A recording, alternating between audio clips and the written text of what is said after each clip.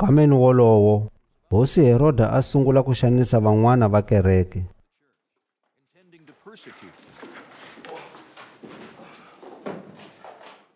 A dlaya Yakobe makwavo wa Yohani hi tlhari.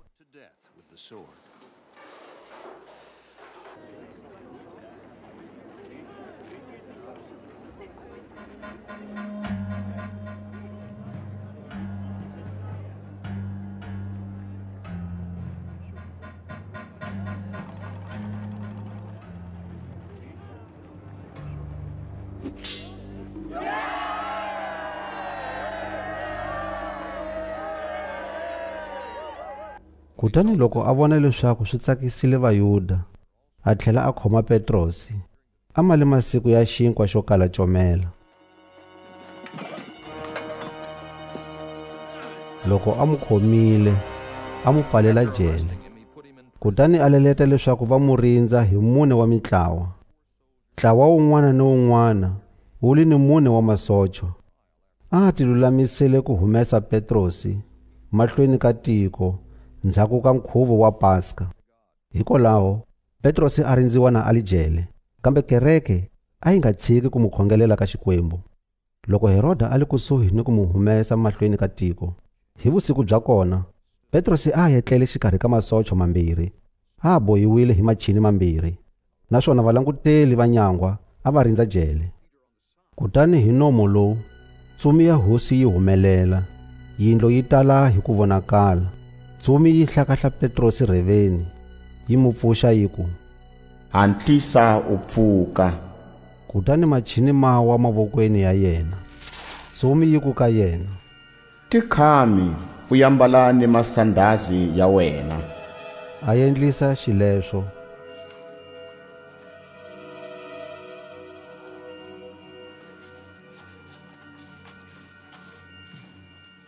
Tsumi yi tlhela yi ku ka yena, "Yambala ni banchi ra wena u ni landza." Kuti loko Petrosi a humile na a yi landza, a nga tivi leswaku leswi endliwaka hi ntsumi hi swona hakunene. A pimisa leswaku i nga va norho. Loko va hundzile ntlawa wa ku sungula ni lowu wa vumbirhi, va fika xipfalweni xa nsimbi lexi pfulekelaka doropeni, xi ti pfula hi xoxe mahlweni ka vona. Kutani va huma, va famba mpfhukanyana hi ndlela ya kona. Kutani hi nomo lowu tsumi yi suka yi siya Petrosi. Loko Petrosi a xalamuka, a ku, "Swoswi na swi tiva hakunene leswaku hosi yi rhumile ntsumi ya yona, kutani yi ni ponisile mavokweni ya Heroda, ni ka hinkwaswo leswi tiko ra Vayuda a ri tiyimisele ku ni endla swona." Loko Petrosi a vonile leswaku timhaka ti yimile hi ndlela leyi, a ya kaya ka Mariya, mamana wa Yohani, loyi a va ku i Marka, laha vapfumeli lavo tala a va hlengeletane kona na va li karhi va khongela. Petrosi a gongondza nyangweni ya le handle. Kutani ku ta mutirhi wa xisati loyi a va ku i Roda, a ta yingisela. Loko a twile hi rito leswaku i Petrosi, ku tsakeni ka yena a nga pfulanga xipfalo, kambe a tlhelela ndlwini hi ku tsutsuma, a ya va tivisa leswaku Petrosi a yimile le handle nyangweni. Va ku ka yena, "U ni rihuwe wena." Kambe a tiyisa leswaku a nga hembi. Vona va ku, "I ntsumi ya yena."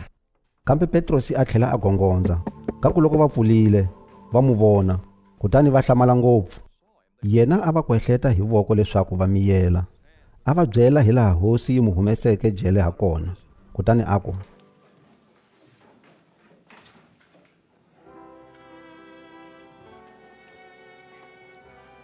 "Tivisani Yakobe ni vamakwerhu hosini timhaka toleto."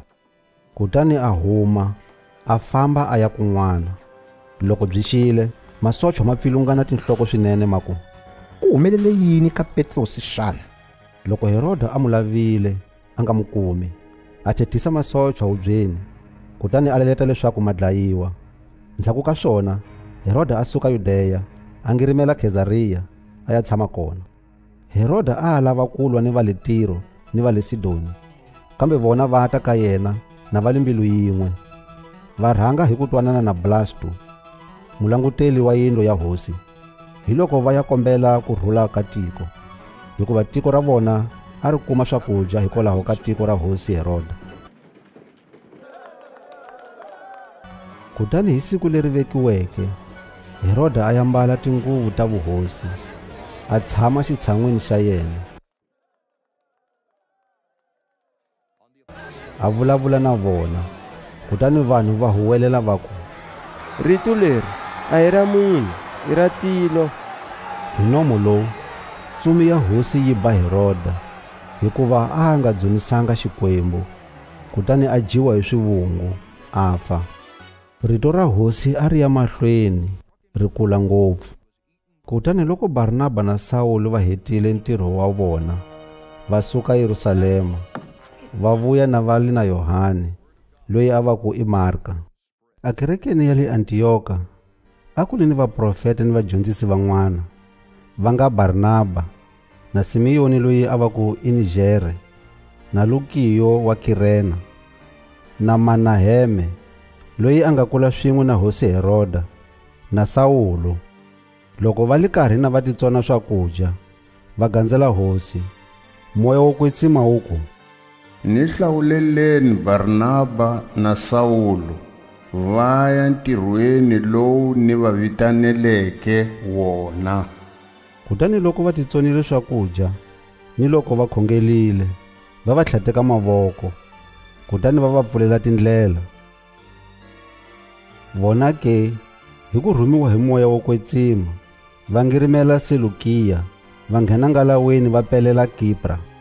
Loko va fikile Salamina, va paluxa rito ra Xikwembu masinagogeni ya Vayuda. A va le na Yohane, mupfuni wa vona. Kuti loko va tsemakanyile xihlale hinkwaxo va ya fika Pafu, va ya kuma mungoma mumwe wa muprofeta wa mavunwa.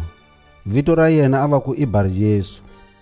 A tshama na Sergio Paulo, muyimeli wa vuhosi, wanuna wa ku tlhariha, loyi a vitanile Barnaba na Sawulo, hikuva a lava ku twa rito ra Xikwembu.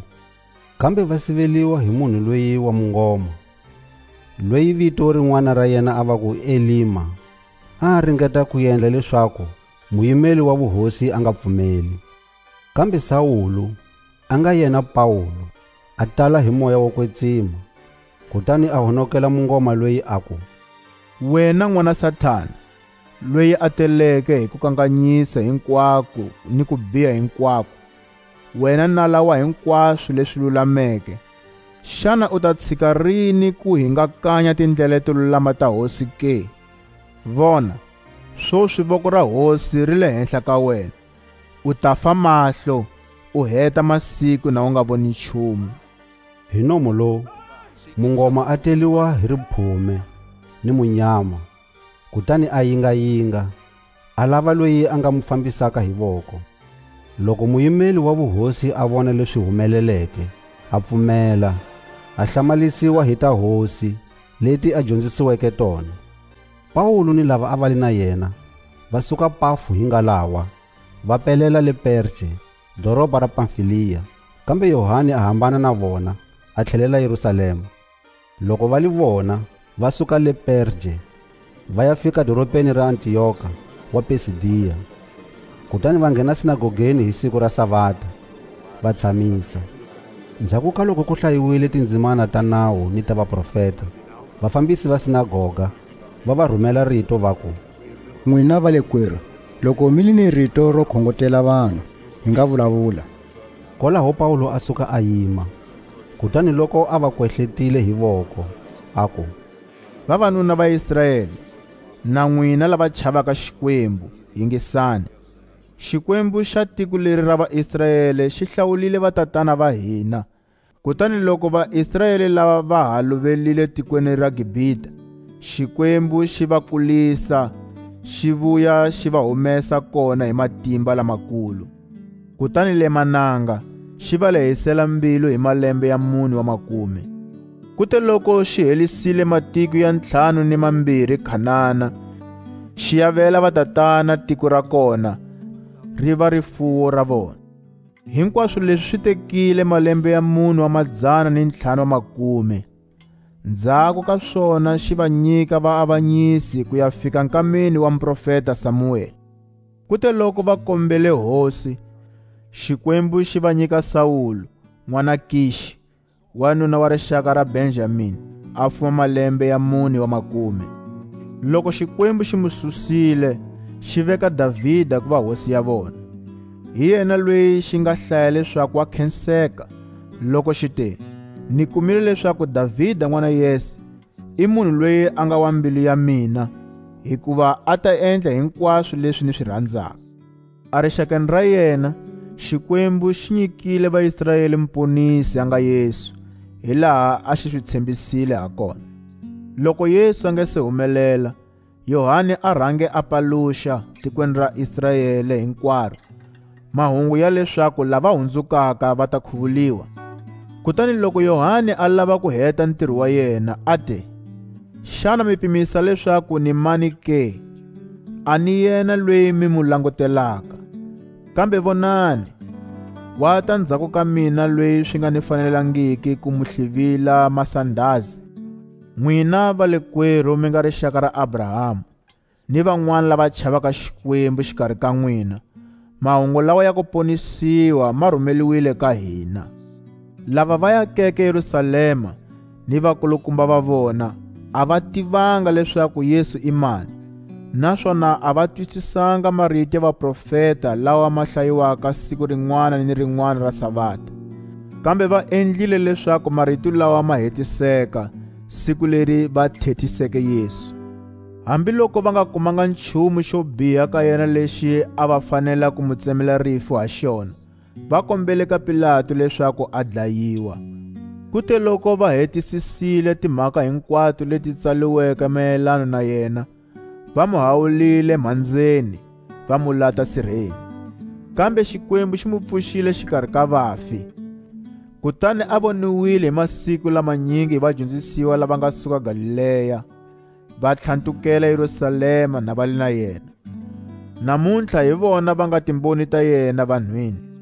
Na hina ke, ha mi tivisa mahungu lamanene ya xitshembiso lexi vatatana va hina va tshembisiweke xona, hileswaku Xikwembu xi hetisisile xitshembiso xa kona ka hina vana va vona, hi ku pfuxa Yesu kufeni.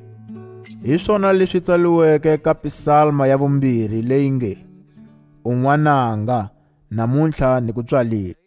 Loko yi li mhaka ya ku mu pfuxa xikarhi ka vafi leswaku a nga heli hi ku bola, Xikwembu xi vulise xileswi xiku, ni ta mu nyika minkateko leyo kwetsima, yi nga leyo tiya leyi tshembisiweke Davhida. Hikwalaho xa ha vula ni kun'wana xiku, u nge tshiki muhlawuliwa wa wena hela hi ku bola. Loko ali Davhida a yisile makungu ya Xikwembu mahlweni ka meni wa ku hanya ka yena, kutani a tietlelela, a lahliwa ni vatatana va yena, a va a bola. Kambe loyi Xikwembu xi mu pfuxeke kufeni a nga helanga hi ku bola. Swi tiveni ke n'wina va le kwerhu leswaku hikwalaho ka munhu loyi mi tivisiwa ta ku rivaleliwa ka swidyoho, naswona tivani leswaku ka hinkwaswo leswi a mi hluleka ku rivaleliwa ka swona hi nawu wa Moshe.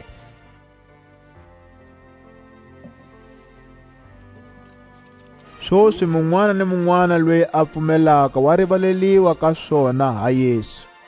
Loko swi li tano, tivoneleni leswaku ku nga humeleli leswi nga vuliwa hi vaprofeta loko va ku, langutani n'wina vasandzi, hlamalani, mi va mi lova, hikuva ni le ku tirheni minkameni leyi ya n'wina. Ntirho wa kona a mi nga wu kholwi loko va mi tivisa wona. Loko Paulo na Barnaba va humile sinagogeni, vanhu va va kombela ku ta nakambe hi siku ra Sabata leri tlhandlamaka, va ta va dyondzisa timhaka toleto. Kute loko nhlengeletano yi hangalakile, Paulo na Barnaba va landziwa hi Vayuda ni va matiko lavanyingi va vukhongeli lava yamukeliweke xiyudeni. Vaapostoli va vulavula na vona, va va khongotela ku tiyisela tintswalweni ta Xikwembu. Ndzhaku ka vhiki hi siku ra Sabata, vanhu lavanyingi va doropa va hlengeletana ku va va yingisa rito ra Hosi.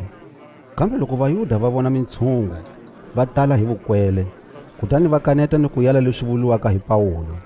Kambe Pawulo na Barnaba va hlamula na va nga chavi nchumu, va ku, a swi fanele leswaku rito ra Xikwembu ri byeliwa n'wina ku sunguleni. Kambe leswi mi ri cukumetaka ni leswi mi titsemelaka hi n'wexe mi ku a mi faneliwi hi vutomi lebyi nga heliki, ma swi vo hina hi hundzukela ka vamatiko. Hikuva Hosi i hi leletile leswi, ni ku vekile ku va konakala ka vamatiko ni ku va ndlela ya ku ponisiwa matlhelweni hinkwawo ya misava. Loko vamatiko va twa leswo, va tsaka, va dzunisa rito ra Hosi, kutani hinkwavo lava hlawuleliweke vutomi lebyi nga heliki va pfumela. Rito ra Hosi ri hangalaka tikweni hinkwaro. Kambe Vayuda va hlohlotela vavasati lava ku chaviseka va vukhongeli ni vakulukumba va doropa va sungula ku xanisa Pawulo na Barnaba, kutani va va hlongola tikweni ra vona. Kambe vona va phumuna ntshuri milengeni ya vona, ku komba leswaku va hambana na vona, kutani va ya doropeni ra Ikoniya. Loko va li vadyondzisiwa, va tala hi ku tsaka ni moya wo kwetsima. Loko Pawulo na Barnaba va li le Ikoniya, va nghena sinagogeni ra Vayuda, ku fana ni le Antiyoka, va dyondzisa kona, ku kondza ku pfumela vunyingi lebyikulu bya Vayuda ni bya Vagrika. Kambe Vayuda vo kala va nga pfumelanga, va hlohlotela vamatiko, va wona timbilu ta vona ku va lwisa ni vamakwavo Hosini. Hambi swi li tano, vaapostolo va xwa kona masiku lamanyingi, va vulavula na va nga chavi nchumu, va titshembele Hosi. Yona a yi tiyisa mahungu ya tintswalo ta yona hi ku endla mahlori ni swihlamariso hi mavoko ya vona. Kambe xitshungu xa doropa xi ya vana, xin'wana xi yimela Vayuda, xin'wana xi yimela vaapostola. Hi loko vamatiko ni Vayuda, swin'we ni tindhuna ta vona, va ringeta ku endlela vaapostola leswo biha ni ku va khandla hi maribye. Loko vona va swi twa, va tsutsumela Listra ni le Derbe, ri nga doropa rin'wana ra tiko ra Likawoniya, va fika ni le swidoropanini swa kona, kutani va paluxa evhangeli kona. A ku li ni munhu le Listra loyi a tolovelile ku tshama ndhawini yin'we, hikuva a limalile milenge hi mpfhuka a velekiwa, a nga zanga a famba ni siku ni rin'we.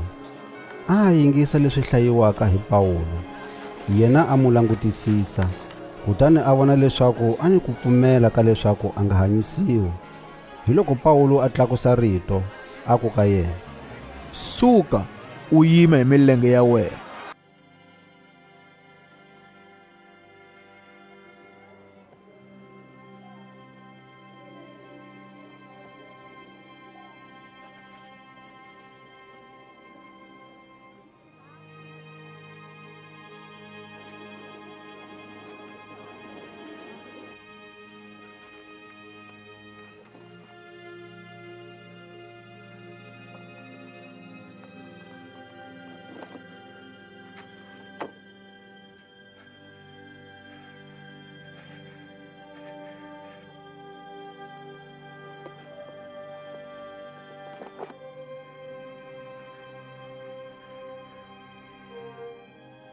Munhu loyi o kakatsuku a sungula ku famba-famba.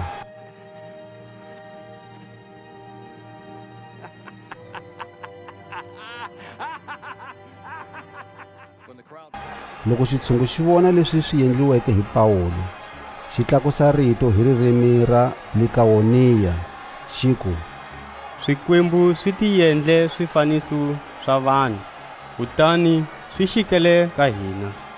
Kutani Barnaba a va muhlaya Zewu, Pawulo yena a va ku i Herme, hikuva a li yena xivulavuli lexikulu.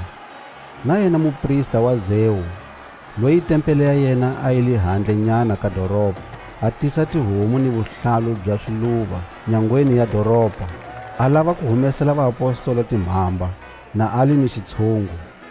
Kambe loko vaapostola Barnaba na Pawulo va twa swoswo, va handzula swiyambalo swa vona, va tsutsumela xikarhi ka ntshungu na va li karhi va huwelela, va ku, Vavanuna, hikwalaho ka yini mi endla leswo xana?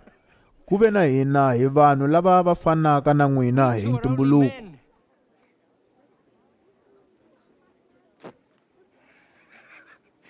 Human like you. Mahungu lamanene lawa hi mi tiselaka wona hileswaku mi tshika mintirho leyi ya swahava to the living God who made heaven. Mi hundzukela ka Xikwembu lexi hanyaka, lexi nga endla tilo ni misava ni lwandle ni swilo hinkwaswo leswi nga ka swona. Everything in them.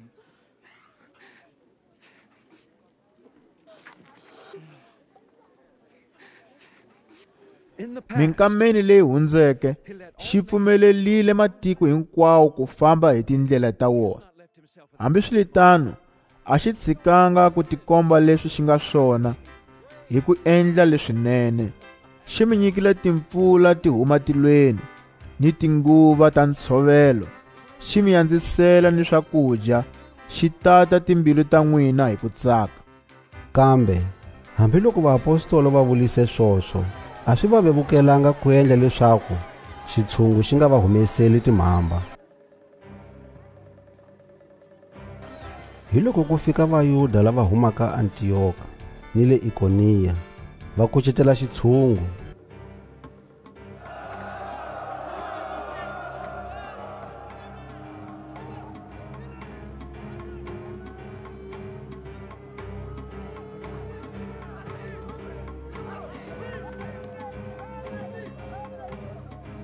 Xikhandla Pawulo hi maribye, kutani va mu kokela handle ka doroba, va pimisa leswaku a file.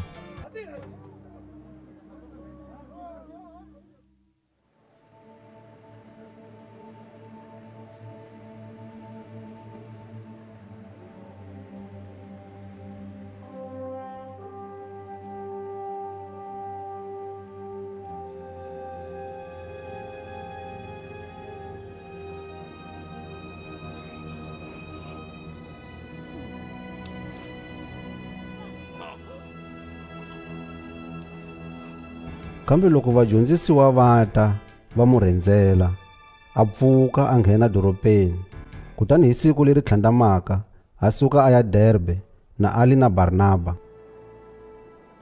Kute loko na va paluxile evhangeli doropeni rolero ra Derbe ni ku hundzukisa vanhu lavanyingi leswaku va va vadyondzisiwa, va tlhelela Listra ni le Ikoniya ni le Antiyoka, na va li karhi va tiyisa timbilu ta vadyondzisiwa. Va va khongotela ku tiyisela ku pfumeleni, va ku, Empfun'wini wa Xikwembu hi fanele ku nghena hi maxangu lamanyingi. Va va hlawulela vakulukumba a kerekeni yin'wana ni yin'wana. Kutani hi ku khongela ni ku titsona swakudya, va va veka mavokweni ya hosi leyi a va pfumelile ka yona. Kuti loko va tsemakanya tiko ra Pisidiya, va nghena tikweni ra Pamfiliya, va dyondzisa rito Perge, kutani va ngirimela va ya Ataliya. Va suka kona, va tlhelela Antiyoka hi ngalawa, ku nga kona laha Vakristi a va kombelelile mikateko ya Xikwembu, leswaku va ya tirha ntirho wa xona, kutani va vuya na va hetile ntirho wa kona. A ku fikeni ka vona, va hlengeleta kereke, va va rungulela hinkwaswo leswi Xikwembu xi swi endleke ha vona, ni hi laha xi nga pfulela va matiko a nyangwa yo nghena ku pfumeleni. Kutani va tshama kona nkama wo leha na va li ni vadyondzisiwa. Van'wana lava humeke Yudeya a va dyondzisa vamakwavo hosini, va ku, loko mi nga yimbisiwanga hi ku ya hi nawu wa Moshe, mi nga kala mi nga ponisiwi. Kambe Pawulo na Barnaba va hambana ngopfu na vona mhakeni leyi. Va phikizana na vona hi matimba. Kutani va lulamisa leswaku Pawulo na Barnaba va ta ya Yerusalema ni van'wana va Antiyoka ku ya vutisa mhaka leyi ka vaapostola ni ka vakulukumba. Kereke yi va longelela yi ku, tindlela ti base. Kutani va tsemakanya matiko ya Fenisiya ni ya Samariya, na va li karhi va hlamusela hi laha va matiko va hundzukeke ha kona. Kutani va makwavo hosini hinkwavo va tsakisiwa ngopfu hi mhaka leyi. Kuti loko va fikile Yerusalema, va yamukeliwa hi kereke ni vaapostola ni vakulukumba. Kutani va va rungulela hinkwaswo leswi Xikwembu xi swi endleke ha vona. Kambe van'wana va ntlawa wa Vafarisi lava a va pfumelile va yima va ku, swa fanela leswaku vamatiko va yimba, va byeliwa ku hlayisa nawu wa Moshe. Kutani vaapostola ni vakulukumba va hlengeletana ku kamba mhaka leyi.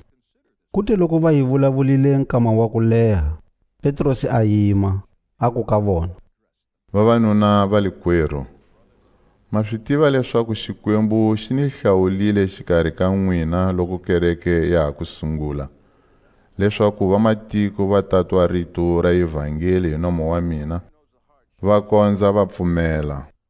Kutani Xikwembu lexi tivaka timbilu ta vanhu xi kombile leswaku va yamukeleka ka xona hi ku va nyika moya wo kwetsima ku kotisa hina.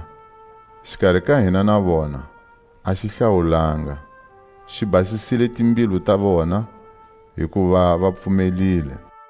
Swoswi ke, xana mi ringela yini Xikwembu hi ku tlhanteka ndzhwalo makakeni ya vadyondzisiwa lowu vatatana va hina, hambi hina hi hlulekeke ku rhwala ke? Kambe loko hi pfumela leswaku tintswalo ta Hosi Yesu hi tona ti hi ponisaka, ni le ka vona switano. Hlengeletano hinkwayo a yi miyelile yi yingisa Barnaba na Paulo loko va rungula hi laha Xikwembu xi va tirhiseke ha kona ku endla mahlori ni swihlamaliso leswinyingi xikarhi ka vamatiko. Kuti loko va hetile ku hlamusela, Yakobe a vulavula a ku, n'wina valikwerhu ni yingiseni. Simoni wa ku hlamusela hi laha Xikwembu xi nga sungula ku tikarhata ha kona, xi tilavela xikarhi ka vamatiko, vanhu lava nga ta hlayiwa va xona hakunene. Kutani marito ya vaprofeta ma twanana na swona swoswo, hikuva ku tsaliwile leswi: Hosi yili, ndzhaku ka swoswo ni ta vuya ni pfuxa yindlu ya Davhida leyi nga wa, ni ta pfuxa ni marhumbi ya yona ni tlhela ni yi yimisa, leswaku vanhu lavan'wana hinkwavo va ta kota ku lava hosi, vona vamatiko hinkwavo lava ni nga va vitana leswaku va va vanhu va mina hakunene. Hosi yi vula swoswo, yona yi tirhaka swilo leswi swi nga swilo leswi tivisiweke khale. Hikokwalaho ni tsema mhaka hi ku vula leswaku vamatiko lava hundzukelaka ka Xikwembu hi nga tshuki hi va karhata. Kambe a hi va tsaleleni papela hi va byela ku tshika swakudya leswi nyamisiweke hi ku humeseliwa swikwembu swa hava, va tshika ni vugelegele, va nga dyi leswi vanhu va swi dlayeke hi ku swi tlimba minkolo, ni ngati va nga dyi. Hikuva i khale ngopfu milawu ya Moshe yi sungulile ku dyondzisiwa mindyangwini hinkwayo, yi li karhi yi hlayiwa masinagogeni masiku hinkwawo ya Sabata. Hikokwalaho vaapostola ni vakulukumba swin'we ni kereke hinkwayo va twanana ku hlawula vavanuna van'wana xikarhi ka vona, va va rhumela Antiyoka na Paulo na Barnaba, ku rhumiwa Yuda loyi a va ku i Barsaba na Silasi, vavanuna lavo chaviseka xikarhi ka vamakwavo hosini. Va famba ni papela leri nge: Hina vapostola ni vakulukumba hi nga vamakwavo hosini, ka n'wina vamakwerhu mi nga velekiwa na mi le vamatiko, n'wina mi nga le Antiyoki ni le Siriya ni le Kilikiya xeweni. Hi twile leswaku van'wana lava humaka ka hina va mi chukisile hi ku vulavula ka vona, va mi kanakanisa mimoyeni ya n'wina, kasi a hi nga va leletanga nchumu. Hikokwalaho hi twananile hi mbilu yin'we ku hlawula vavanuna hi va rhumela ka n'wina. Va ta ku fana ni varhandziwa va hina Paulo na Barnaba, va nga vavanuna lava nga chavangiki ku nyiketa vutomi bya vona ku tirhela Hosi ya hina Yesu Kriste. Naswona hi mi rhumela Yuda na Silasi, lava va nga ta mi tivisa hi nomo timhaka ta papela leri. Hikuva moya wu kwetsima swin'we na hina hi vonile leswaku ha hi nge mi rhweshi ndzhwalo wun'wana loko wu nga li wa timfanelo leti, hi leswaku mi tshika tinyama leti tlhaveliweke swikwembu swa hava, mi nga jeneni ngati ni leswi vanhu va swi dlayeke hi ku swi tlimba minkolo, mi tshika ni vugelegele. Loko mi furhela swilo sweswo, mi ta va mi endlile leswinene. Salani hi kurhula. Varhumiwa va tshuxiwa va famba, kutani va ngirimela va ya Antiyoka. Va rhamba hlengeletano hinkwayo, kutani va nyika papela leri. Loko vona va ri hlayile, va tsakisiwa ngopfu hi marito lawa ya ku va khongotela. Leswi Yuda na Silasi a va li vaprofeta, va khongotelile vamakwavo hi marito la yo tala, va tiyisa. Loko va xwile kona masiku, va tshuxiwa hi kurhula hi vamakwavo, leswaku va tlhelela ka lava va va rhumeke. Kambe Silasi a hlawula ku sala Antiyoka. Pawulo na Barnaba vona va xwa Antiyoka nkamanyana, na va li karhi va dyondzisa, va paluxa mahungu lamanene ya rito ra Hosi, na va li ni van'wana lavo tala. Loko ku hundzile masiku mangalimangani, Pawulo a ku ka Barnaba, a hi tlheli ya endzela makwerhu madorobeni hinkwawo lawa hi nga paluxa rito ra Hosi ka wona, hi vona hi laha va hanyaka ha kona. Barnaba a navela leswaku va teka Yohani, loyi a va ku i Marka, va famba na yena. Kambe Pawulo a vona leswaku swi ta va swi hoxekile loko va famba ni munhu loyi, hikuva a hambane na vona Pamfiliya, a nga yanga na vona ntirhweni. Kutani ku humelela ku holovisana xikarhi ka vona, va kondza va ya vana. Barnaba a teka Marka a ya Kipre hi ngalawa. Loko ali Pawulo a ti hlawulela Silasi, kutani a suka na a kombeleliwe mikateko ya Xikwembu hi vamakwavo. Kutani a tsemakanya matiko ya Siriya na Kilikiya, na ali karhi a tiyisa tikereke. Pawulo a fika Derbe ni le Listra. Kona a ku ri ni mudyondzisiwa loyi a va ku i Timoteyo, mamana wa yena a ali Muyuda, naswona a ali mupfumeli, kambe tatana wa yena a ali Mugriki. Timoteyo a khenseka ka vamakwavo va le Listra ni va le Ikoniya. Pawulo a lava ku famba na yena, kutani a muteka, a mu yimbisa, hikwalaho ka Vayuda lava yakeke matikweni wolawo, hikuva hinkwavo a va tiva leswaku tatana wa Timoteyo i Mugriki. Kutani loko vaapostoli va li karhi va hundza madorobeni lawa, va nyiketa vamakwavo milawu leyi nga vekiwa hi vaapostoli ni vakulukumba va le Yerusalema, ni ku kombela leswaku yi hlayisiwa. Hi mukhuva lowu, tikereke ti tiyisiwa ku pfumeleni, ti yandza siku rin'wana ni rin'wana. Vaapostoli va tsemakanya matiko ya Frigiya ni ya Galatiya, kutani moya wo kwetsima u va sivela ku ya vula rito tikweni ra Aziya. Kuti loko va fikile ndzilekaneni wa tiko ra Misiya, va ringeta ku nghena tikweni ra Bitiniya, kambe moya wa Yesu a wu va pfumelelanga. Hikwalaho va tsemakanya Misiya, kutani va ngirimela va ya Trowasi.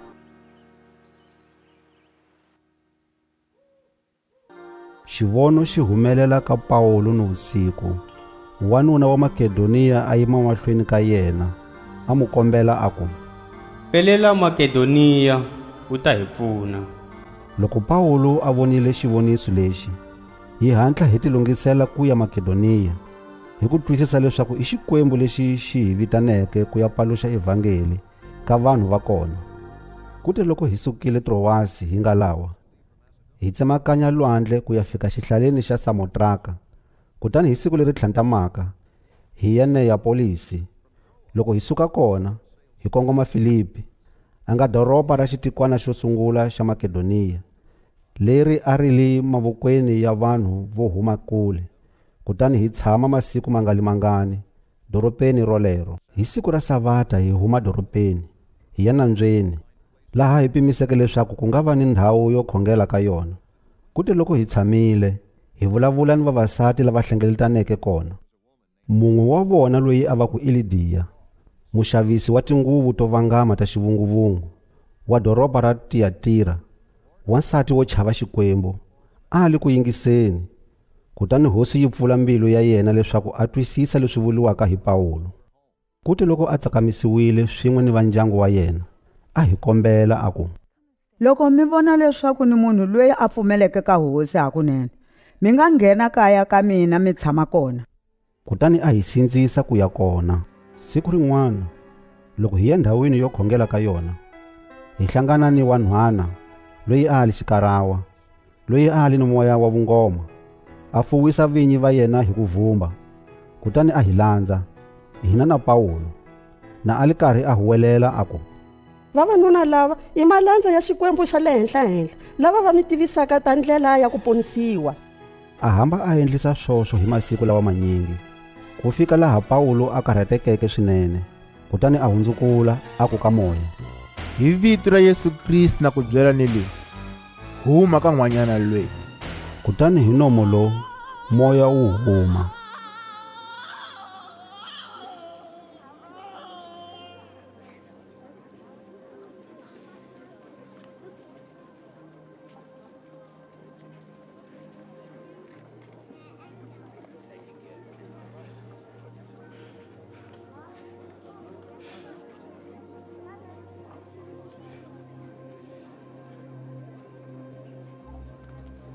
Loko vinyi va nhwanyana va vona leswaku va heleliwile hi bindzu leri a va ri langutelile, va khoma Pawulo na Silasi, va va kokela vanhwini mahlweni ka tindhuna ta vuthethisi, va va yisa ka letikulu ta kona, va ku, vanhu lava i Vayuda, kutani va pfilunganyisa doroba ra ka hina, va dyondzisa mikhuva leyi i nga faneliki ku yi amukela ni ku yi endla, hina hi nga Varoma.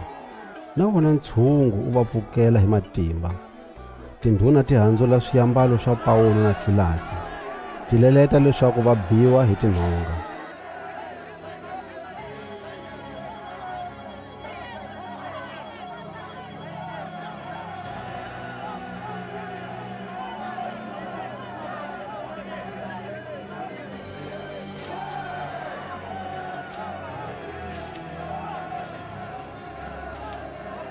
Kuti loko va va humesile mipfembeti hi ku vaba, va va pfalela jele, va leleta mulanguteli wa jele ku va rindza swinene. Loko yena a kumile xileriso xoxo, a va nghenisa jele ra le xikarhi, kutani a manya milenge ya vona ni mitsandza.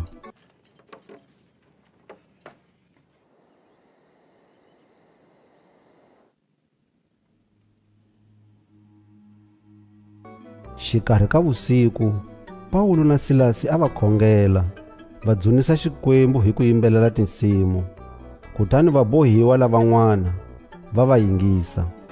Kambe hi nomo lowu ku va ni ku tsekatseka lokukulu ka misava, kutani masungulo ya jele ma tsekatsekisiwa. Hi nomo lowu tinyangwa hinkwato ti pfuleka, kutani machini ya vabohiwa hinkwavo ma tshunxeka.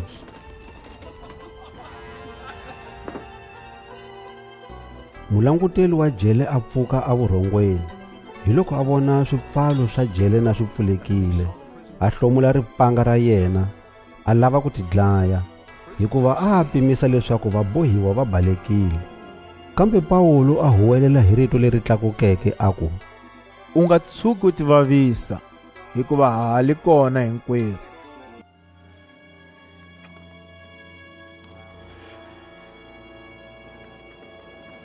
Mulanguteli a kombela tivoni, a nghena hi ku tsutsuma, a ti wisela milengeni ya Pawulo na Silasi, na a ri karhi a rhurhumela hi ku chava.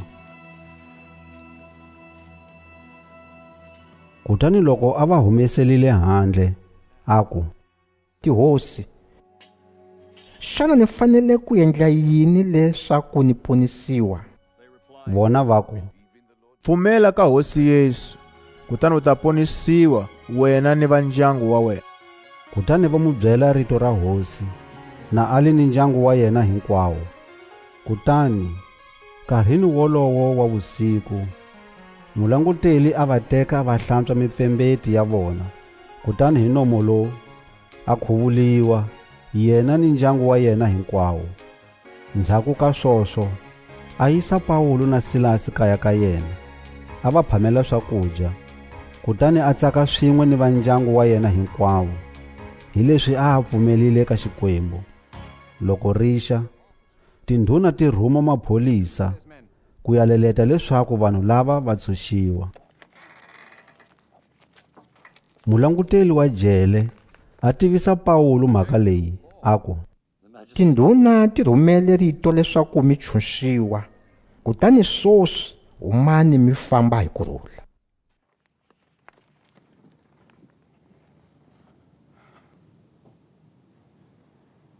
Kambe Pawulo a ku ka mapholisa, va hi bile rivaleni na hi nga si avanyisiwa, hina hi nga Varoma, kutani va hi nghenisa jele.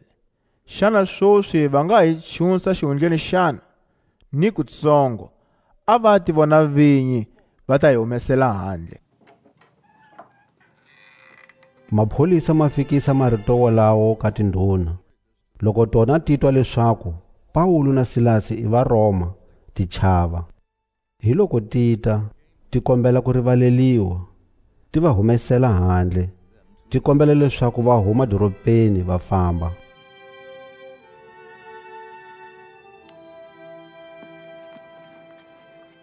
Kuti loko va humile jele, va ya kaya ka Lidiya. Kona va vonana ni vamakwavo, va va khongotela, kutani va tifambela. Paulo na Silasi va famba hi ndlela leyi hundzaka hi le Amfipolisi ni le Apoloniya, va fika Tesalonika, laha a ku li ni sinagoga ra Vayuda. Hi ku tolovela ka yena, Paulo a nghena nhlengeletano na vona. Kutani hi masiku manharhu ya Sabata, a hlamulana na vona hi ku landza matsalwa, na a ma hlamusela ni ku ringanisa ha wona leswaku Mesiya a fanele ku twisiwa ku vaviseka ni ku pfuka ku feni. Kutani aku, Yesu loyi ni mi tivisaka yena, hi yena Mesiya. Kutani van'wana xikarhi ka vona va pfumela, va namarhela Paulo na Silasi, na va li ni nhlayo leyikulu ya Vagrika lava chavaka Xikwembu, ni lavanyingi xikarhi ka vavasati lavo chaviseka. Kambe Vayuda va tala hi mavondzo, va teka vavanuna van'wana lavo biha ntsindzeleni wa doroba. Kutani va hlengeleta ntshungu, va dzolonganisa doroba, va ya rhendzela muti wa Yaso. Va lava Paulo na Silasi a ku va yisa mahlweni ka tiko. Kambe loko va nga va kumi, va kokela Yaso ni vamakwavo van'wana mahlweni ka tindhuna ta doroba, va huwelela va ku, vanhu lava pfilunganyaka misava hinkwayo va fikile ni haleni. Kutani Yaso a va rhurhelile. Vanhu lava hinkwavo va tlula milawu ya Khezari hi ku vula leswaku ku ni hosi yin'wana leyi va nge i Yesu.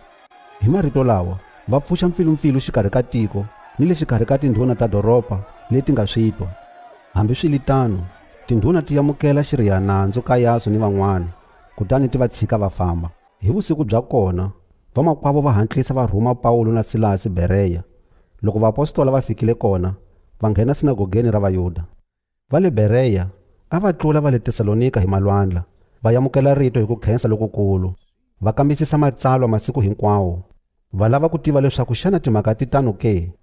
Kutani lavo tala xikarhi ka vona va pfumela, naswona xikarhi ka Vagrika ku pfumela vavasati lavanyingi lava va chavisekaka ni vavanuna lavanyingi.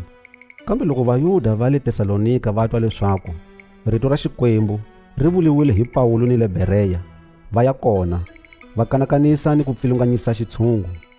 Hikwalaho vamakwavo va hantlisa va humesa Paulo a ya fika ribuweni ra lwandle, kambe Silasi na Timoteo va sala Bereya.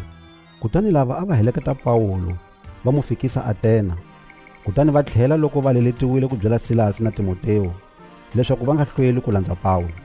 Loko Paulo a ha va langutela Atena, moya wa yena u tlhaveka swinene loko a vona leswaku doroba leri ri tele hi swifaniso swa Swikwembu.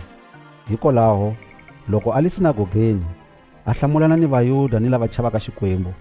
Kutani a endlisa swoswo ni le hubyeni ya doroba masiku hinkwawo, a hlamulana ni lava a va li kona.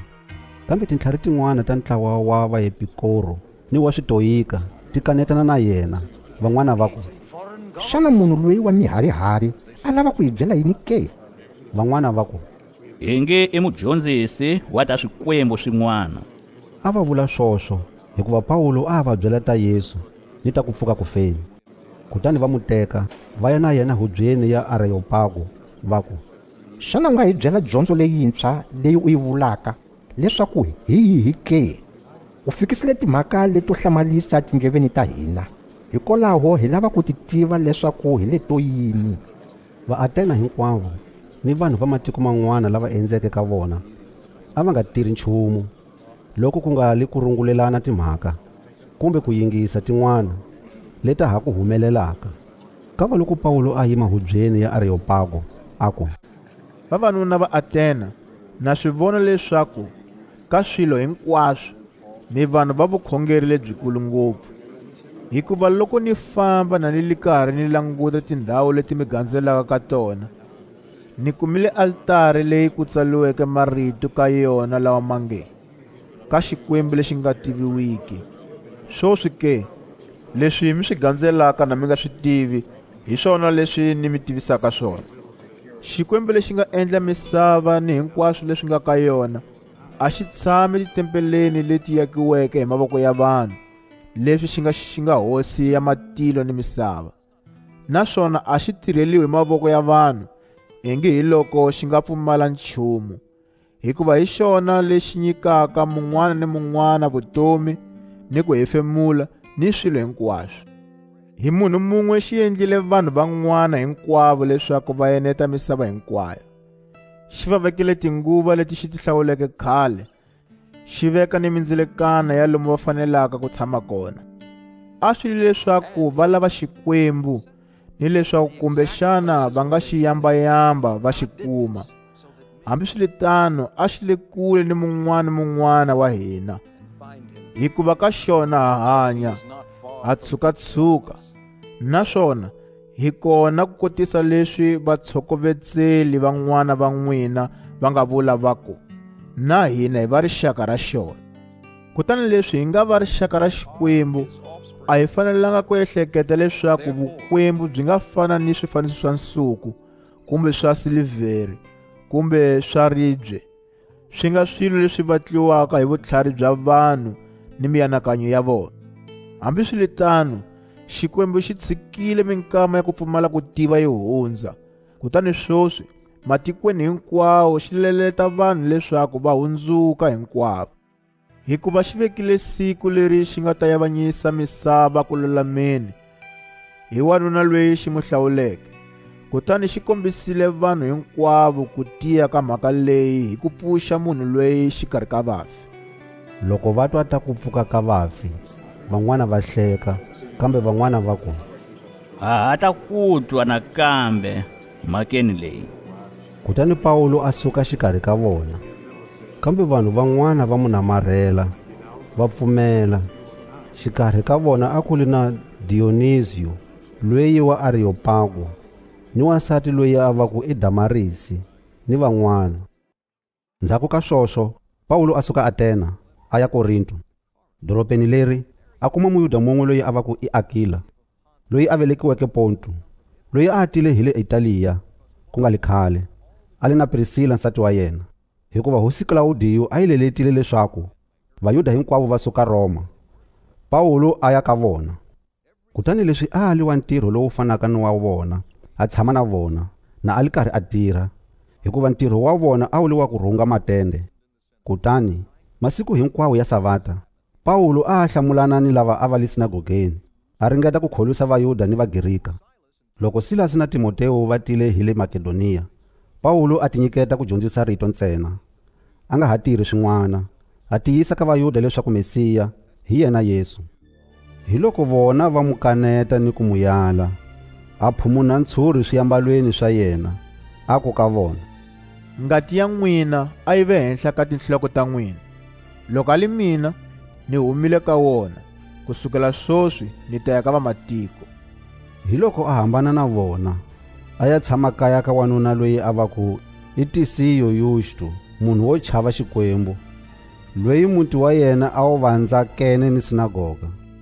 Kambe Krispo, mufambisi wa sinagoga, a pfumela ka hosi, ni va ndyangu wa yena hinkwavo. Na vona Vakorinto lavanyingi, loko va twa rito, va pfumela va va khuvuliwa. Vusiku byin'wana, hosi yi humelela ka Pawulo hi norho, yi ku ka yena, u nga chavi, kambe vulavula, u nga miyeli, hikuva ni na wena a ku na munhu loyi a nga ta ku pfukela a ku endla leswo biha, hikuva ni vanhu lavanyingi doropeni leri. Kutani Pawulo a tshama kona lembe rin'we ni ntlhanu wa tin'hweti ni yin'we, na a li karhi a dyondzisa rito ra Xikwembu xikarhi ka vona.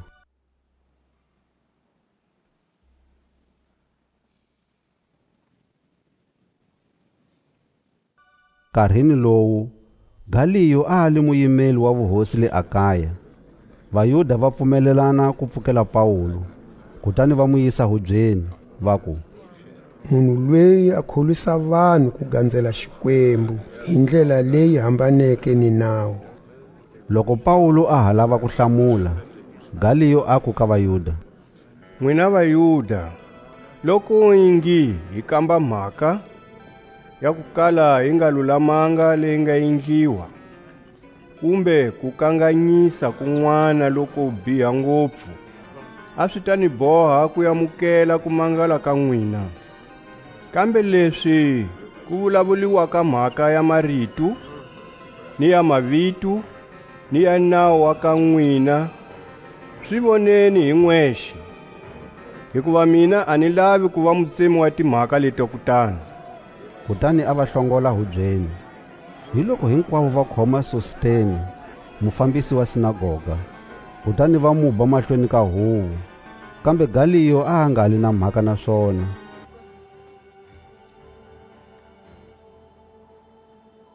Kuti loko Paulo a xwile Korinto masiku lamanyingi, a salisana ni vamakwavo, a ya Siriya hi ngalawa, na ali na Prisila na Akila, a suka Kenikreya, na a byevule misisi, hikuva a tibohile hi kufunga.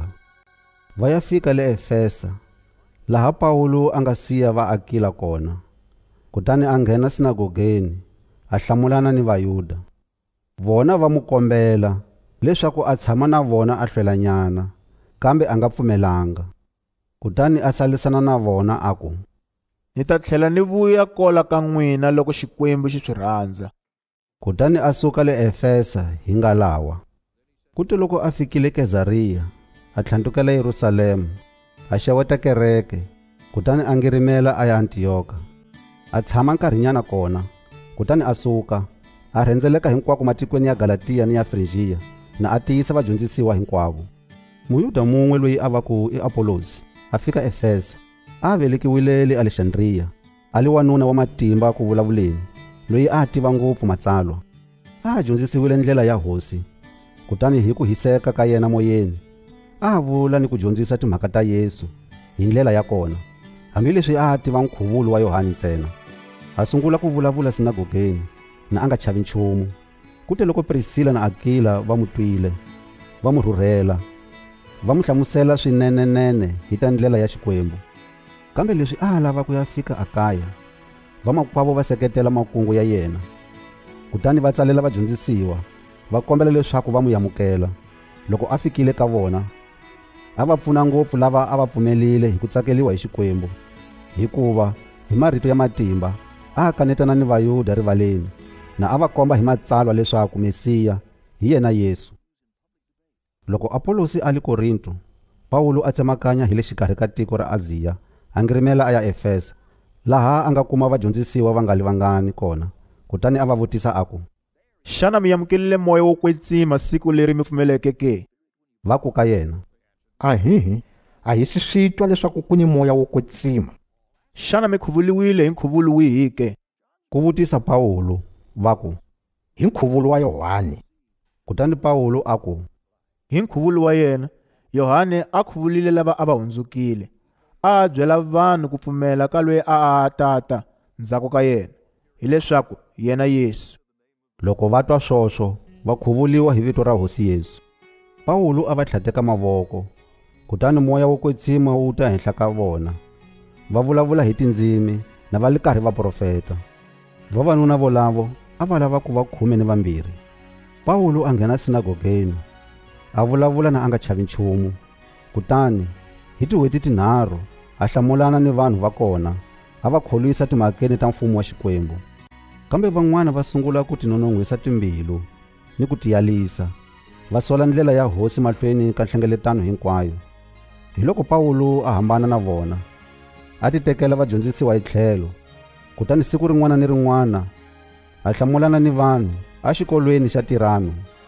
Swi fambile hi ndlela leyo hi malembe 2, ku ya fika loko hinkwavo lava yakeke tikweni ra Aziya, Vayuda ni vamatiko, va twa rito ra Hosi.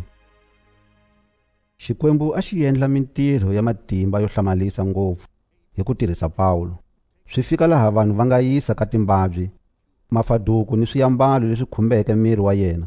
Kutani timbabyi leti ti hanya, ni mimoya leyo biha yi huma ka tona. Kambe Vayuda van'wana lava a va famba na va li karhi va hlongola madimoni, va ringeta ku tirhisa vito ra Hosi Yesu leswaku va ta hanyisa lava ngheniweke hi mimoya leyo biha. Kutani va ku, ha mi byela hi Yesu, yena loyi Paulo a mu hlayaka. Lava va endlaka swoswo a mali majaha ya 52 ya muprista lonkulu wa Muyuda loyi a va ku i Seva. Kambe moya wa chaka u va hlamula uku, Yesu na n'wi tiva, ni tiva na Paulo, kambe n'wina mi va mani ke? Kutani munhu loyi a ali ni moya wa thyaka a va tlulela, a va hlula hinkwavo, a va pfinya, va kondza va huma ndlwini ya kona hi ku tsutsuma, na va nga yambalanga nchumu, naswona na va vavisiwile. Mhaka leyi yi tiviwa hi Vayuda ni Vagirika hinkwavo lava yakeke le Efeso, ku chava lokukulu ku va khoma hinkwavo. Kutani vito ra Hosi Yesu ri kulisiwa swinene. Lavanyingi lava va nga hundzuka vapfumeli va ta va tivula ni ku paluxa leswi a va swi endla khale. Kutani lavanyingi xikarhi ka lava a va tirhile swa masalamusi va hlengeleta tibuku ta vona, va tihisa mahlweni ka vanhu hinkwavo. Kutani loko ku hlayiwa nxavo wa tona, ku kumeka leswaku wu endla timali ta silivhere to ringana 500,000. Hi ndlela yoleyo rito ra hosi ri hangalaka hi matimba, ri ya ri tiya. Ndzhaku ka loko timhaka leti ti humelelile, Paulo a boha makungu ya ku ya Yerusalema hi ku tsundzuxiwa hi moya. Ku ya Yerusalema a ta rhanga hi ku hundza hi le Makedoniya ni le Akaya. Kutani aku, loko ni ta va ni vile kona ni fanele ku ya vona ni le Roma. Hi loko a rhuma Timoteyo na Erasto, vavanuna vambirhi xikarhi ka vapfuni va yena, leswaku va ya le Makedoniya. Kutani yena a xa masiku mangalimangani tikweni ra Aziya. Kambe nkameni wolowo ku humelela mpfilumpfilu leyikulu hikwalaho ka ndlela ya hosi. Mufuli mumwe wa swilo swa silivhere, loyi a va ku i Demetriyo, a endla swifaniso nyana swa silivhere swa tempele ya Artemisa, a vuyisela vatirhikulobye bindzu lerikulu swinene. Kutani a va hlengeleta swin'we ni lava tirhaka ntirho wo fana ni wa vona, a ku ka vona, vavanuna, ma swi tiva leswaku hi fuwisiwa swinene hi bindzu leri. Kutani ma swi vona ni ku switwa leswaku Paulo loyi a kuceteleke vanhu lavanyingi, ku nga lila na Efesa ntsena, kambe a lavile ku eneta ni tiko hinkwaro ra Aziya, wa va hambukisa hi ku vula leswaku swikwembu leswi endliweke hi vanhu a hi swikwembu. Kutani ku nga humelela khombo ra leswaku ntirho lowu wa hina lowu u sungula ku soliwa, ku nga li swoswo ntsena, kambe na yona tempele ya Artemisa, xikwembukazi lexikulu, yi nga hundzuka xihlekiso. Kutani vukulukumba bya loyi a gandzeliwaka hi tiko ra Aziya hinkwaro ni matiko hinkwawo byi hatla byi hundzuka swa hava. Loko va twa swoswo, va kwata swinene, va huwelela va ku, Tinkulu Artemisa wa Efesa. Kutani doroba hinkwaro ri endla mpfilumpfilu. Va khoma Gayo na Aristarko, va Makedoniya vambirhi lava a va famba na Paulo. Kutani hinkwavo va tsutsumela na vona ndhawini ya mitlangu. Paulo a lava ku nghena ntshungwini, kambe vadyondzisiwa va mu sivela. Naswona van'wana xikarhi ka tindhuna ta tiko ra Aziya, lava a va li vanghano va Paulo, va rhumela rito ka yena, va mu kombela leswaku a nga tshuki a ya tikomba ndhawini ya mitlangu. Nkarhini wolowo van'wana va huwelela swin'wana, van'wana swin'wanyana, hikuva nhlengeletano a yi pfilunganyisiwe swinene. Kutani lavanyingi va vona a va nga tivi lexi va teleke xona. Kambe van'wana xikarhi ka ntshungu va hlamusela mhaka ka Alexandre, munhu loyi a susumeteliwile mahlweni hi Vayuda.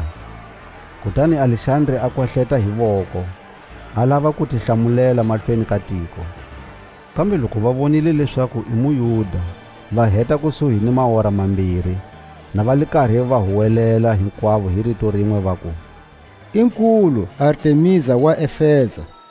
Hi loko matsalana wa doroba a miyeta ntshungu a ku, Vaefesa va ka hina, xana i mani loyi a nga tiviki leswaku doroba ra Vaefesa hi muhlayisi wa tempele ya Artemisa lwenkulu ni wa swifaniso swa yena leswiweke hi le tilweni ke? Leswi timhaka leti ti nga kanetiwiki, mi fanele ku tikhoma. Mi nga endli nchumu hi ku hantlisa. Mi tisile vavanuna lava, kambe a va phanganga nchumu tintempeleni, naswona a va yalanga xikwembu xa hina. Loko Demetriyo ni vatirhikulobye va lava ku mangalelana ni munhu wo karhi, ku ni masiku lawa mhuvu i tirhaka ha wona, naswona vayimeli va uhosi va kona a va mangalelani kona. Kambe loko mi lava ku ya mahlweni hi mhaka leyi, i ta tsemiwa nhlengeletanwini leyi nga ta va i vitaniwile hi nawu, hikuva hi nga kumeka na hi li nandzwini wa ku pfuxa mpfilumpfilu hikwalaho ka nhlengeletano leyi ya namuntlha. Kasi mpfilumpfilu leyi yi pfukile ntsena, kutani a ku nga vi na lexi hi nga ta tiyimela ha xona loko hi vutisiwa mayelana na yona. Kuti loko a hlayile swoswo a hangalasa nhlengeletano,